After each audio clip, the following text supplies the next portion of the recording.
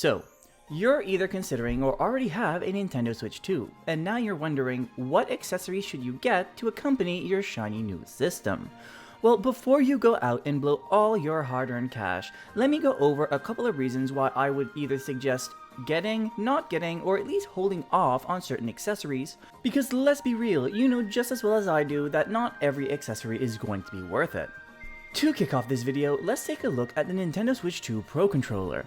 I really like the color scheme of this new controller. I really wish the Nintendo Switch 2 itself had the same thing and we weren't limited to just the one color. That being said, although the controller is very nice, if you already have one of these, it's kind of pointless because they don't really do that much different. The Nintendo Switch 2 Pro Controller has a spare bunch of paddles on the back of the controller, but realistically, I feel like it's not something most people are going to be taking advantage of. That being said, I am getting one personally, but it's like I said, if you already have one of these, you can just hold off for now, because the Pro controllers for the Nintendo Switch 1 will be compatible with the Nintendo Switch 2, meaning if you need a spare controller, and you already have one, there's no reason for a new one. However, I will be making a comparison video on my channel later on, so make sure to stay tuned for that. But if you don't have a Pro controller already, I do highly recommend getting one in general, because although the Switch 2 Joy-Cons are going to be slightly bigger with bigger buttons, and it will be slightly more comfortable to hold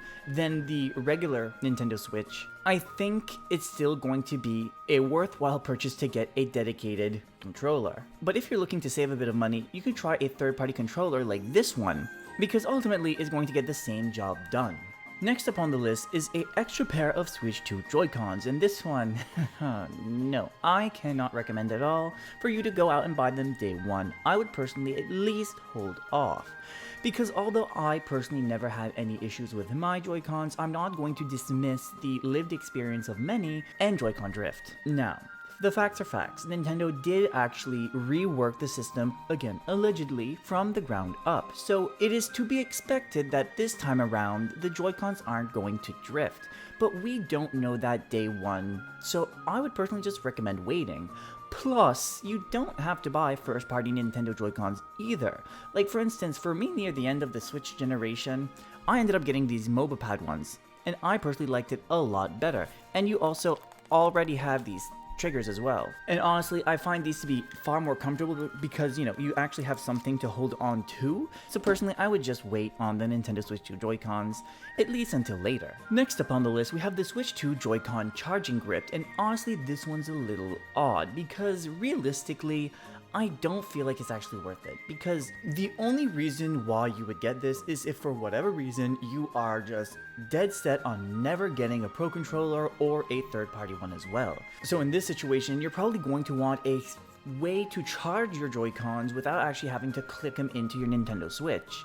So if you are this person that I'm describing, yeah, sure, it'll be worth it. I would recommend buying it. But for anybody else, it's really not worth it, because you're still going to have to find a place where you can have a power supply close enough to where you can actually comfortably sit on the couch and play it, because you know, you're going to be bound by the limit of your cable.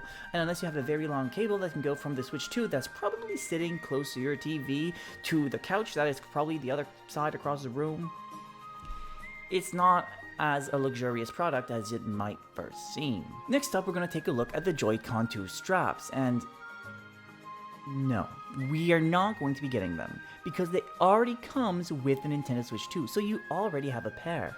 And we already talked about earlier how it's probably best to just hold off of buying a spare pair of Joy-Cons for now, so just leave those straps on the shelf. Next up on the list, we have these little wheels that you can put your Joy-Cons in for Mario Kart, and again, let's be real, these things are going to collect more dust than a Wii U. You can leave these at the store safely and not regret not getting them.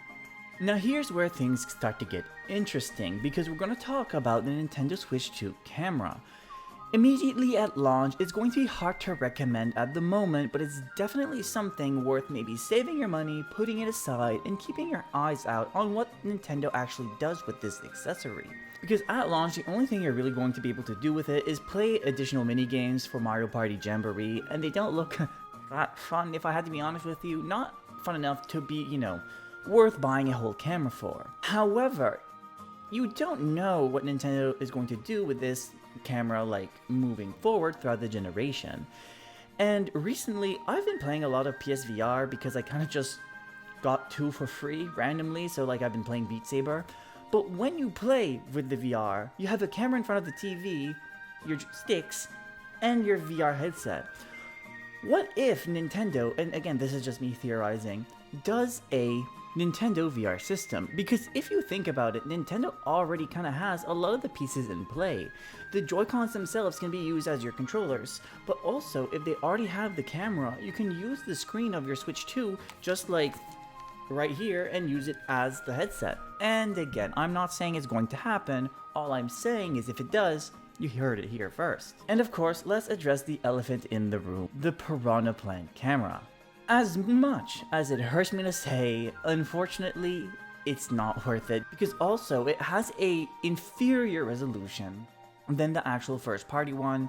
It is a couple bucks cheaper, but like, I don't know. Unless you're a very die-hard PD Piranha Plant fan, I don't think it's worth it. Next up on the list, we have another accessory that I think is pretty worth it, and that is an additional Switch 2 dock. If you were hoping that you were able to just take a Switch 1 dock and use it with your Switch 2, unfortunately it's not gonna work, so you're going to have to buy a second one. Now, if you only have one TV in your house that you are going to be playing your Switch 2 on, obviously it won't be worth it.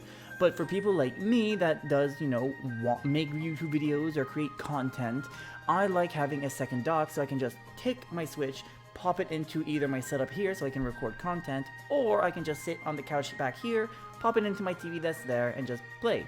So I think it is worth it if you have a second TV that you do plan on playing on. But it's also worth noting that at least at the moment I don't know of any third-party docks, but it's also worth maybe putting it off and buying a third-party dock if you want to save a couple of bucks. Next upon the list is another item that is a no-brainer. However, I won't be getting one, at least not right away, and that is a Nintendo Switch 2 carrying case. Now, if you leave the house period, you are going to be wanting one of these, because realistically, if you don't leave the house, once you're done with your Nintendo Switch 2, you're just going to plop it back in the dock so for it to charge. But for people like me, I do travel a lot with my Nintendo Switch because with work, I do travel 3-4 times across the country a year, so you want to protect it, you want to keep it safe. However, if you don't get a case day one like I won't be doing, I would recommend at least getting a screen protector. If you do buy the official Nintendo branded carrying case, it does come with a plastic screen protector, but personally, I would recommend a glass one. Because glass screen protectors just make your device feel a lot more premium. And again, it's an expensive piece of tech. Let's not make it feel cheap, because it's not. But having a glass screen protector will also not scratch as easily as just a plain old plastic one. But if you are interested in getting a glass screen protector like I have right here, I'll put the link for it down in the description. But before we move on to the next accessory, I have a very short message. If this is your first time here, hey, my name's Acadrien, and I post weekly Nintendo videos just like this. So if that sounds like something you would enjoy, I would greatly appreciate it if you would simply consider to like and subscribe. And without further ado, let's go right back into the video.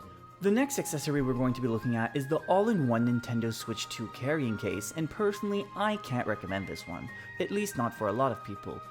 If you are the type of person that does, travel a lot with all of it, everything, the dock, your Switch, your games, your controllers, the cords, everything, okay, then for you, this accessory is worth it. But for most people, like I know when I bring my Nintendo Switch that I have now to like a friend's house, I will just put my Switch in a carrying case and the rest in like a little baggie. So if you travel a lot with everything, it can be worth it, but realistically, I don't think it's worth it. Next is the Nintendo Switch 2 AC adapter, and this one is another one that no.